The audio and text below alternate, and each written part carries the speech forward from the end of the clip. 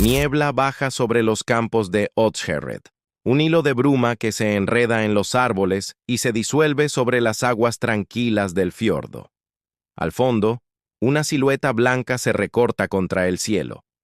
El castillo de Dragsholm no es la fantasía gótica de un cuento ilustrado. Es una fortaleza que aprendió a vivir más de 800 años, como si llevara sobre los hombros una tarea sencilla y un secreto imposible. Quien lo mira desde la carretera entiende dos cosas a la vez: que está hecho para resistir y que, sin embargo, algo en su interior prefiere contar historias antes que callarlas. La piedra más antigua de Dragsholm pertenece al siglo XIII, cuando los obispos de Roskilde necesitaron un bastión de vigilancia y de fe.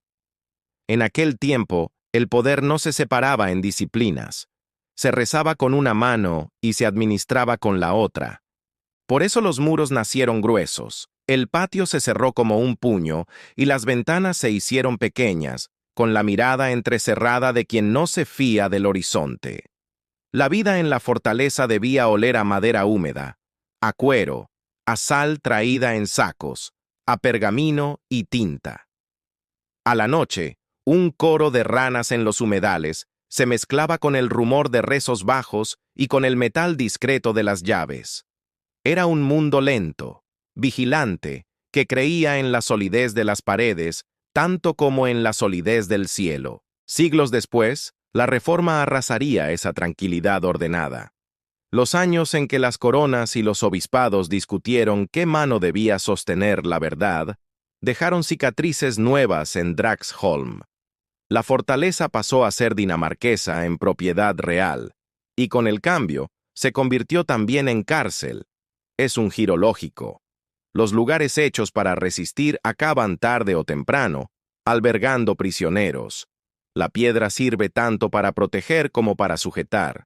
En los catálogos del castillo se anotan nombres que no fueron simples delincuentes, sino piezas de tablero, nobles y religiosos que un día estuvieron de un lado de la historia y al siguiente descubrieron que la historia había dado media vuelta. Entre ellos destaca un hombre cuyo destino se volvió leyenda por pertenecer a la leyenda de otra persona. James Hepburn, cuarto conde de Bothwell, el esposo, para algunos villano, para otros víctima de su época, de María Estuardo.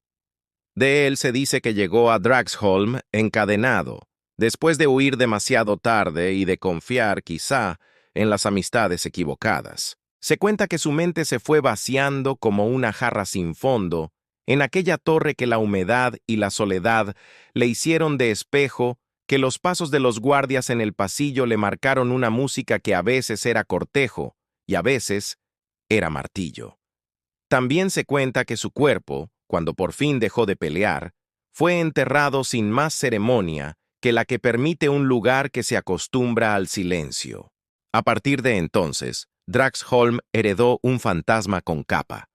Un jinete que a la noche cruza el patio con la dignidad de quien fue grande y con la pesadumbre de quien ya no puede volver a serlo. Pero la historia de Dragsholm no es solo la del poder abatido.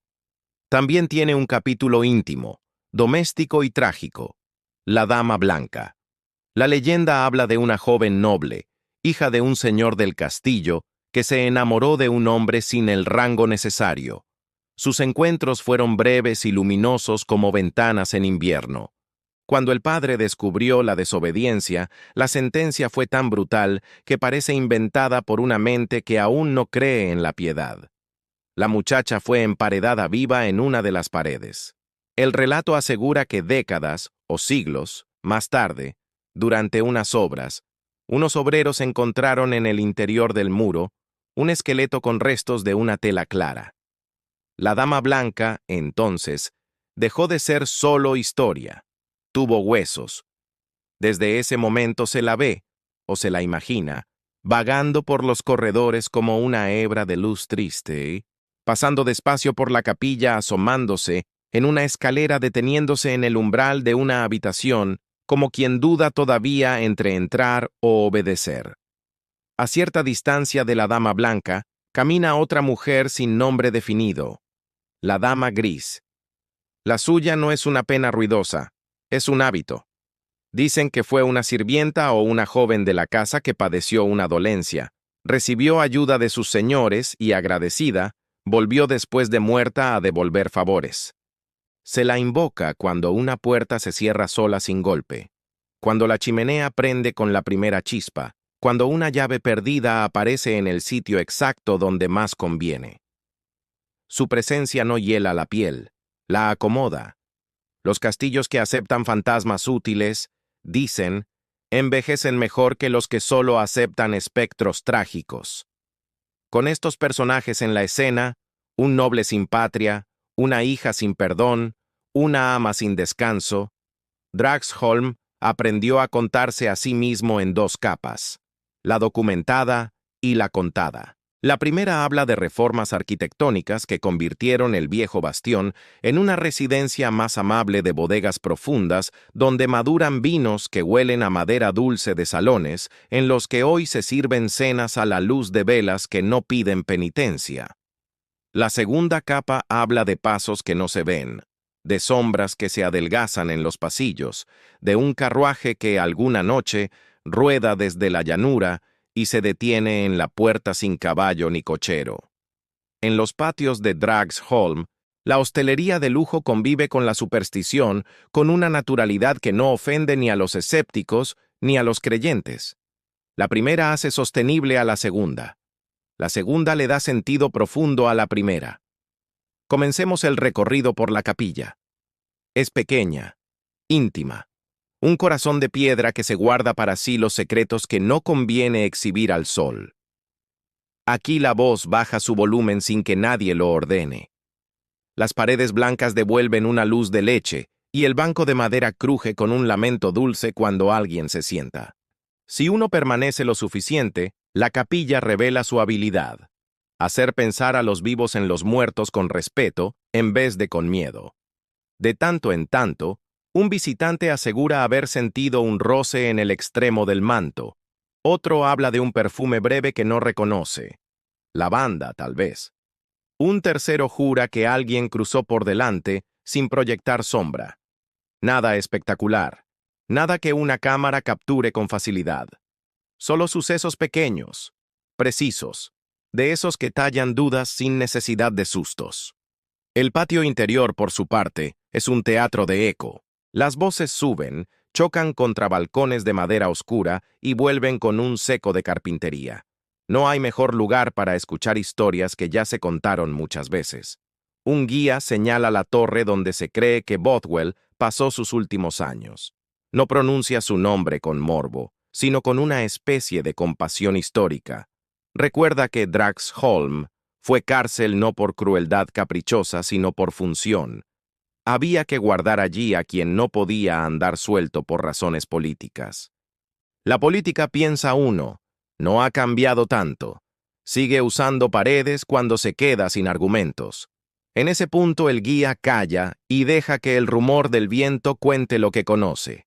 Pasos de botas que se repetían como si marcaran un nunca más, el tintinear mínimo de cadenas en la madrugada, el murmullo de un hombre hablando solo y de otro hombre del otro lado, fingiendo no escuchar. En otra ala del castillo, una escalera estrecha sube por dentro del muro. Las paredes respiran frío antiguo. A mitad de camino, a veces, se percibe un silencio extraño, una pausa en el sonido habitual del edificio, como si alguien apartara por un momento la cortina del presente para dejar pasar una memoria. Muchos dicen que ese es el tramo preferido de la Dama Blanca. Aquí detiene su paso delicado, como si todavía pidiera permiso a un padre que ya no existe. No hay lamentos, no hay dramatismo, solo esa sensación de tiempo superpuesto, de finos velos de temporadas diferentes que no llegan a mezclarse del todo pero se rozan. Dragsholm enseña con eso una lección que las casas viejas conocen. Lo sobrenatural no siempre irrumpe, a veces susurra. La cocina del castillo, convertida hoy en sala abovedada para banquetes, conserva la nobleza de los trabajos necesarios. Las piedras negras del suelo recuerdan pasos rápidos y ollas pesadas. Aquí la superstición toma forma de oficio. No es raro que los empleados cuenten pequeñas ayudas que no saben a quién atribuir. Una bandeja que nadie recuerda haber colocado ya está lista. Una puerta que nunca cierra bien se queda quieta en su sitio. Una vela que debería apagarse porque el aire corre continúa encendida. La dama gris, dicen, anda por aquí con una discreción amorosa. Si Dragsholm fuera una persona, esta cocina sería su sonrisa. Fuera, el paisaje hace lo suyo. El fiordo cercano, los campos que cambian de color con estaciones que en Dinamarca se toman muy en serio, los árboles que a cierta hora se transforman en siluetas de tinta contra el cielo. Todo ayuda a que el castillo se parezca a sí mismo en su mejor versión, la de una casa grande y antigua que mira más allá de su patio y a la vez no pierde de vista lo que pasa sobre su mesa. Hay noches en las que el viento trae olor a sal y a tierra húmeda. En esas noches, los caballos, si los hay, se inquietan sin causa aparente, y la imaginación de los visitantes completa la escena con un coche oscuro que entra y se queda un solo minuto, para que descienda una sombra de otra época. No todo en Dragsholm pertenece al susurro. Hay anécdotas abiertas, documentadas, que también parecen fantasmas pero de la administración. Durante el siglo XX, la propiedad cambió de manos y de funciones. Pasó por etapas de abandono y de recuperación. Que hoy sea hotel y museo no es un capricho. Es la manera que halló para seguir vivo sin despegarse de su pasado. Los anfitriones actuales aprendieron a celebrar bodas donde antes se dictaban sentencias, a servir vinos donde antes se oían llaves, a organizar visitas nocturnas que no ofrecen sustos baratos, sino historias bien contadas. Esa coherencia es parte del encanto. El castillo no reniega de sus presencias, las integra. Y al hacerlo, las convierte en tradición, que es la forma civilizada del misterio. En una visita larga, conviene dedicar un rato al perímetro. Caminar alrededor de Dragsholm es entender por qué los antiguos eligieron este lugar. Domina sin aplastar, observa sin exhibirse. Se cuenta que, en ciertas madrugadas, un resplandor muy leve, demasiado leve para ser luz eléctrica, demasiado sostenido para ser luna entre nubes, vibra en el muro de la torre alta. A más de uno le gusta creer que es el reflejo de una lámpara que hace siglos encendía un guardia. Otros prefieren la versión literaria. Un rastro de la presencia de la dama blanca que no quiere que la olviden en su esquina. Hay también quien jura haber escuchado cascos sobre piedra en el patio cuando no había caballos en los establos. El oído, ya lo sabemos, colecciona pequeñas trampas. Pero incluso si fuera solo el viento, ¿no es hermoso que el viento sepa hablar en idioma de cascos cuando el lugar lo merece? Hablemos de miedo, pero del miedo decente, el que enseña. Dragsholm no da pánico, ofrece respeto. Quien espera gritos, sombras que vuelan, puertas golpeando como manos enfadadas, tal vez se vaya con una decepción elegante. Quien llega dispuesto a escuchar, en cambio, sale con un tesoro que no cabe en fotos. Porque el castillo no compite con el cine, compite con el tiempo, y el tiempo en Dragsholm se sienta a la mesa. Lo vemos en los marcos de las ventanas donde la madera luce gastada como una palma abierta, en las esquinas donde el yeso revela formas que se parecen a rostros si uno mira demasiado, en las vigas que al dilatarse y contraerse hacen un quejido que parece pregunta. En alguna habitación, las paredes exhiben retratos, rostros pálidos, manos finas, miradas que aprendieron a permanecer. No sabemos sus historias completas, nadie las sabe, pero intuimos que vivieron aquí o quisieron vivir aquí. A muchos visitantes les ocurre lo mismo en cada castillo antiguo, el intento de reconocer un gesto familiar en un rostro de otro siglo. Dragsholm intensifica esa sensación porque la casa tiene carácter propio. No todo retrato se queda bien en cualquier muro. Aquí, quienes cuelgan en la pared parecen aceptar las reglas de la casa y a la vez contribuir a dictarlas. Tal vez por eso, por la forma en que el lugar reorganiza la memoria, los relatos de visiones insisten en la cortesía. Pocos hablan de espectros que avasallan. La mayoría habla de presencias que pasan sin estorbar como si saludaran. Una historia pequeña, contada al calor de una vela, resume bien ese estilo. Una pareja se hospedó en el hotel una noche de otoño. Hicieron el tour, cenaron, brindaron. En la madrugada, la mujer se despertó con la sensación de que alguien cruzaba el cuarto. No ruido, no frío, no miedo. Solo una presencia que iba de la ventana a la puerta y se detenía delante del espejo. La mujer, sin moverse, pensó en la dama blanca. No sintió peligro, solo tristeza. A la mañana, encontraron sobre la cómoda una flor seca que ninguno recordaba haber traído. Podría ser una distracción, un olvido, un juego de la imaginación. Podría ser.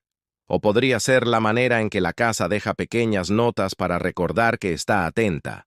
Dragsholm, como toda casa con dignidad, no se agota en sus fantasmas. Su valor está también en la conversación que propone. ¿Qué hacemos los vivos con el pasado? ¿Cómo contamos las historias que duelen? ¿De qué modo honramos a quienes no tuvieron final feliz sin convertirlos en mercancía? En ese sentido, el castillo enseña a todo un género, el del misterio y lo paranormal, una ética delicada, narrar con respeto, apoyar la duda con datos cuando los hay, reconocer el lugar de la leyenda cuando falta archivo, y jamás olvidar que detrás de cada fantasma tuvo que haber alguna vez una persona. Al cerrar los ojos en la explanada, uno puede escuchar un repertorio entero, el golpe grave de una puerta que se cierra en otra ala, el susurro de una conversación que se escapa por debajo de un portal, el chasquido de una vela cuando el pabilo se rinde al calor, el rumor de las hojas en el patio como si hablasen un danés antiguo. Entre esos sonidos, casi siempre, se cuela el silencio de los nombres que no recordamos. Tal vez sea la voz más clara de Dragsholm, la de los anónimos. Sirvientas, cocineros, guardias, carpinteros, jardineros, los que sostuvieron la casa mientras los grandes nombres se debatían. Si la dama gris es el símbolo de ese ejército discreto, no es raro que tantos sientan gratitud al hablar de ella. A todos nos gustaría que alguien amable nos arreglara una puerta sin pedírnoslo. Y entonces llega la noche en serio. El hotel baja las luces hasta un punto justo y el castillo se queda con el brillo que le conviene, suficiente para que el blanco de los muros parezca luz propia, no tanta como para deshacer el encanto. Una brisa mueve la superficie del agua en algún estanque cercano, y si hay luna, la estampa parece una ilustración que aprendió a respirar. En ese momento conviene recordar que hubo un tiempo en que Dragsholm fue puro miedo práctico, soldados en las almenas, cartas selladas con cera roja, órdenes que descendían por las escaleras como rocas. Que hoy podamos estar aquí, contando historias sin sobresaltos, es un triunfo pequeño de la civilización, y que, a la vez, las historias no se hayan apagado. Es un triunfo de la memoria. Tal vez al despedirse alguien note un detalle mínimo que se le había escapado. Una marca de mano en la piedra a la altura de la cintura, como si durante siglos la gente hubiera tocado el mismo punto al girar. Una muesca en el borde de una viga que parece la firma de un carpintero. Un escalón más gastado que los otros que insinúa la ruta favorita de las prisas. Son pequeñas rutas de fantasmas reales. Los movimientos repetidos de los humanos que vivieron aquí. No brillan ni asustan, pero pesan. Cuando volvemos a casa son esas marcas las que regresan primero con nosotros. Y con ellas, la intuición, tan antigua como el miedo, de que un edificio puede guardar las emociones de sus habitantes como una bóveda guarda monedas. El castillo de Dragsholm no anuncia moralejas, prefiere ofrecer escenas. Un noble que escucha sus propios pasos hasta volverse eco. Una muchacha que todavía pide permiso para cruzar una puerta que ya no existe. Una mujer que prende velas en una cocina y, desde entonces, aprende a encenderlas todas. Un carruaje que llega sin caballo. Un camino de tierra que se pierde en la niebla y vuelve a aparecer unos metros más allá como si hubiera cambiado de lugar. Y sobre todo, un acuerdo silencioso entre los vivos y los muertos para compartir un techo sin molestarse. Queda una última imagen, la que uno se lleva cada vez que se aleja y mira por el espejo retrovisor.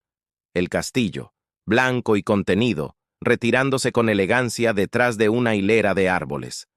No hay amenaza, no hay persecución, hay una despedida.